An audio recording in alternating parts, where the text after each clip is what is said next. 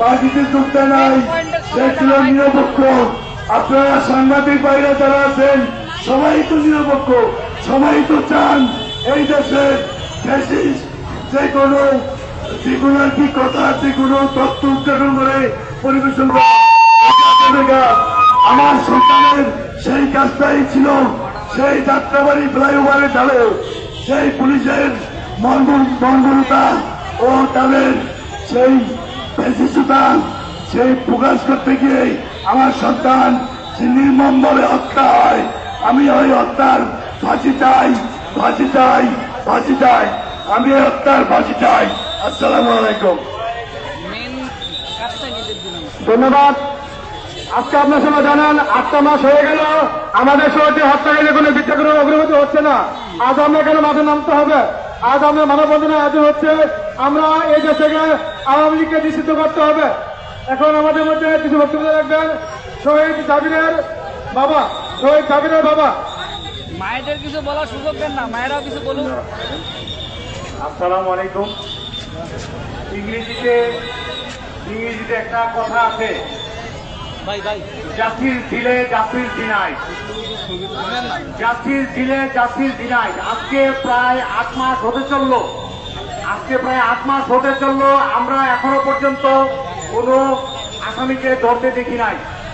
এই যে এত বড় একটা ম্যাসাকার হলো জুলাই আগস্টে, আমাদের সন্তান হারালাম, আমাদের ভাই হারালাম, আমরা আজ পর্যন্ত একটা আসামি আমরা ধরতে দেখি নাই। এই যে জাতির দিলে হইতেছে, এটার মধ্যে কোন ষড়যন্ত্র আছে কিনা আপনারা সাংবাদিক ভাইদের কাছে আমাদের প্রশ্ন। আমাদেরকে কেন মানববন্ধন করতে হবে? আমাদেরকে কেন রাস্তায় নামতে হবে? আমাদেরকে কেন বিচারের জন্য রাস্তায় নামতে হবে? আমাদের একটা সংবাদ সম্মেলন করলেই তো যথেষ্ট হয়ে যাওয়ার কথা। আমরা রাস্তায় নামতে চাই না, আমরা আওয়ামী লীগকে কোনোভাবেই রিফাইন চাই না।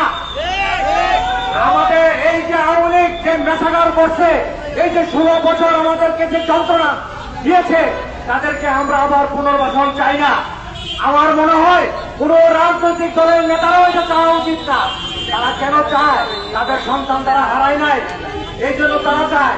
আমাদের বুকের রক্ত আমরা তাজা রক্ত দিয়েছি, আমাদের সন্তানরা রক্ত দিয়েছে। সুতরাং এই দেশের কোন আওয়ামী লীগের প্রত্যাবর্তন চাই না আমরা। আমাদের বিচার না হওয়া পর্যন্ত আমরা কোন এই দেশে ইলেকশনও চাই না। আগে বিচার, তারপর সংস্কার, তারপরে হবে নির্বাচন। আদারওয়াইজ আমরা নির্বাচন এই দেশে হতে দিব না। সাংবাদিক ভাইদের দৃষ্টি আকর্ষণ করছি, আপনারা আমাদের সাথে থাকুন। আপনাদের সবাইকে ধন্যবাদ জানিয়ে এখানে আমার সংক্ষিপ্ত বক্তব্য শেষ করছি। আসসালামু আলাইকুম। আওয়ামী লীগের ঠিকানা আওয়ামী লীগের ঠিকানা দূষণদের ঠিকানা বেশিরভাগের ঠিকানা একটা একটা লীগ ধর, একটা একটা লীগ ধর, একটা একটা খুনি ধর। আমার ভাই কবরে, আমার ভাই কবরে। Justice justice justice justice. বাসের লাঠি তৈরি কর, বাসের লাঠি তৈরি কর, আওয়ামী লীগকে নিষিদ্ধ কর। এখন এই মুহূর্তে আমাদের মাঝে কিছু বক্তব্য রাখবে একজন শহীদের পিতা। বিসমিল্লাহির রহমানির রহিম। বিসমিল্লাহির রহমানির রহিম। আজকের এই মানববন্ধনে উপস্থিত সম্মানিত শহীদ পরিবারের সদস্যবৃন্দ, সম্মানিত সুধীবৃন্দ এবং আমার সামনে উপবিষ্ট প্রিয় সাংবাদিক ভাইয়েরা, সবাইকে আমার আন্তরিক সালাম, অভিনন্দন। আসসালামু আলাইকুম। অত্যন্ত পরিতাপের বিষয়, আমি মোহাম্মদ আবুল হাসান, আমি শহীদ শাহরিয়ার হাসান আলভির বাবা। আমার একমাত্র ছেলে শহীদ শাহরিয়ার হাসান আলভি গত আগস্টের 4 তারিখ মিরপুর 10 নম্বরে শহীদ হয়। আজকে আমরা কত হতভাগা পিতামাতা, একটু চিন্তা করলে আপনারা বুঝতে পারবেন যে আজকে আমি আমার একমাত্র সন্তানকে হারিয়েছি এই দেশকে স্বাধীন করার জন্য। আমার যে সন্তানেরা শহীদ হয়েছে তাদের জন্য আজকে আমরা বলতেছি যে আমরা স্বাধীন, এবং আমরা স্বাধীনভাবে আজকে একটা স্বৈরাচার সরকারের অপসারণ ঘটিয়ে আমরা আজকে স্বাধীনভাবে এই বাঙালি জাতি দ্বিতীয় স্বাধীনতা পেয়েছি। কিন্তু আমার সন্তানরা আজকে দেশকে স্বাধীন করলো, আর আমাদের সন্তানদের বিচারের জন্য আজকে আমাদের রাস্তায় নামতে হচ্ছে। আমরা অত্যন্ত কলঙ্কিত জাতি যে আজকে আমরা বিচারের জন্য আজকে আমাদেরকে মানববন্ধন করতে হচ্ছে। শুধু আজকে যে করেছি আমরা তাই না, আমরা আপনারা দেখেছেন আমরা এই 8টি মাসে কয়েকবার আমরা মানববন্ধন করেছি, প্রেস কনফারেন্স করেছি। আমরা জাতিকে জানাতে চেয়েছি যে শহীদ পরিবার তার ন্যায্য দাবি দেওয়া থেকে বঞ্চিত, শহীদদের বিচার হচ্ছে না, বিচার নিয়ে বিভিন্ন রকমের তালবাহনা করতেছে, ট্রাইব্যুনাল নামে বিভিন্ন রকমের রঙ্গমঞ্চ তৈরি করা হয়েছে। আর আমাদেরকে এই রঙ্গমঞ্চতে বিচার হবে। আমরা ছোটবেলায় আপনারা দেখেছেন আমাদের মারা ঘুম পাড়ানোর গান শুনাইতো, আর আজকে ট্রাইব্যুনাল আমাদের দেখতেছি বিচারের নামে ঘুম পাড়ানির গান শুনাইতেছে আমাদের। আমরা বিচারের নামে কোনো প্রহসন দেখতে চাই না। আজকে 8টি মাস অতিবাহিত হয়ে গেল, এখনো কেন আমাদের সন্তানদের বিচারের জন্য আমাদের রাস্তায় দাঁড়াতে হবে? আমরা জাতি হিসাবে কত কলঙ্কিত জাতি। আজকে দেখেন আমাদের সন্তানরা দেশ স্বাধীন করলো। আজকে যদি খুনি হাসিনা এই দেশে থাকতো 2030 সালে নির্বাচনের কথা কোন রাজনৈতিক দল চিন্তা করতে পারতো না। আজকে নির্বাচনের জন্য বিভিন্ন রাজনৈতিক দল মরিয়া হয়ে উঠেছে, ঐক্য হবে, সংস্কার হবে, নির্বাচন হবে, কিন্তু আগে প্রত্যেকটা হত্যাকাণ্ডের বিচার বাংলার জমিনে দৃশ্যমান হতে হবে। এর আগে কেউ নির্বাচনের কথা মুখে আনবেন না। আপনারা কোন রাজনৈতিক দল আজ পর্যন্ত শহীদের হত্যাকাণ্ড নিয়ে মুখ খোলেনি, সবাই নির্বাচনের জন্য মরিয়া হয়ে গেছে। এতদিন কোথায় ছিল আপনাদের নির্বাচনের কথা? যখন হাসিনা সেই আদালতে ভোটের বাক্স পূর্ণ করে নির্বাচনের ঘোষণা দিয়েছিল, তখন কোথায় ছিল আপনাদের নির্বাচনের গান? আপনারা তখন কোথায় ছিলেন? আমি জাতির কাছে প্রশ্ন রাখলাম।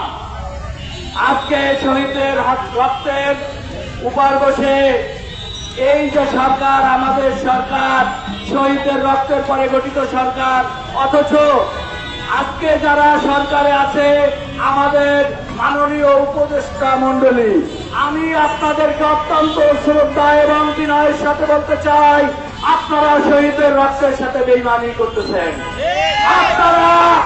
আপনারা মনে করি আজকে কি করতেছেন? আপনারা খুনিদের সাথে, আমি মনে করব এই শহীদদের বিচার না হওয়ার পিছনে 2টি কারণ আছে। নাম্বার 1, প্রথম কারণ হচ্ছে আপনারা তাদের সাথে নেগোসিয়েশন করেছেন, আপনারা তাদের সাথে হাত মিলিয়েছেন। পুলিশ প্রশাসন আপনারা দেখেছেন 5ই আগস্টের আগে ঘরে চলে গেছিল, তারা আবার মাঠে আসছে, হয়তো তারা নেগোসিয়েশন করে আসছে যে আমরা এই হত্যাকাণ্ডের বিচার করব না, আমরা এই খুনিদেরকে গ্রেফতার করব না। এইটাই আমরা মনে করতেছি। দ্বিতীয় কথা হচ্ছে আপনারা হয়তো প্রচুর টাকা খেয়ে আজকে আপনারা ঘুম করে আছেন, আপনারা ঘুমাচ্ছেন, কিন্তু আমাদের তো ঘুমাচ্ছে না, আমাদের সন্তান চলে গেছে। আমরা আজকে প্রত্যেকটা শহীদ ভুগতেছি, বিভিন্ন মানসিক যন্ত্রণায় ভুগতেছি, আমরা ঘুমের ওষুধ খেয়ে ঘুম করতে পারতেছি না। আর আপনারা আজকে নাকে তেল দিয়ে ঘুমাচ্ছেন। আপনাদেরকে একটি কথা আমি বলতে চাই, আজকে যে স্বরাষ্ট্র উপদেষ্টা আছেন, আপনি কোথায় ছিলেন? আপনাকে তো আমি কোনদিন আন্দোলনে দেখি নাই। আপনাকে কে স্বরাষ্ট্র উপদেষ্টা বানালো? আমি জাতির কাছে প্রশ্ন রাখলাম। আজকে এই উপদেষ্টা বাণিজ্য করে আপনারা হাজার হাজার কোটি টাকা কামাই করেছেন। আমার সন্তানরা রক্ত দিল, আর বাণিজ্য করতেছেন আপনারা। আপনাদের এই বাণিজ্য বন্ধ করেন। আমরা কোন প্রহসন দেখতে চাই না। আমরা হত্যাকাণ্ডের বিচার না হলে ঈদের পরে আমরা ঈদের পরে ইনশাল্লাহ আমরা সচিবালয় ঘেরাও দেব, আমরা ট্রাইব্যুনাল ঘেরাও দেব। আপনারা কিছুদিন 2-1 দিন আগে দেখেছেন ট্রাইব্যুনালের চিফ ইসলাম 1000 কোটি টাকা বাংলাদেশ থেকে পাচার করেছে। উনিও এখন দালালিতে ব্যস্ত আছে। উনি মিডিয়ার সামনে আগে ফেরেস্তার মতো কথা বলতো। আমি মনে করি এই যে সব দালালিও হয়ে গেছে, সবাই শহীদের হত্যাকাণ্ডের সাথে রক্তের সাথে বেইমানি করতেছে, এই জাতির সাথে বেইমানি করতেছে।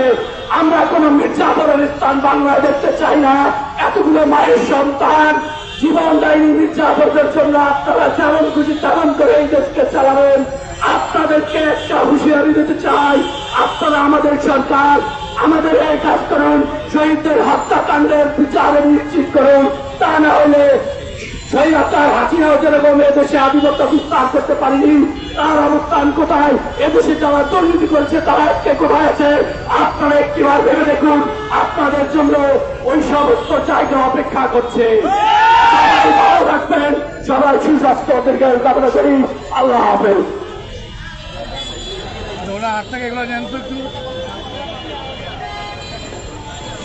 এখন কিছু বলবেন একজন শহীদের মা, একজন শহীদের মাকে কিছু বলার অনুরোধ করছি।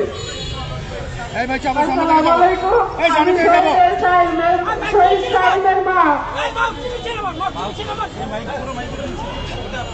আমি বলতে চাই, আজকে আপনারা কি করে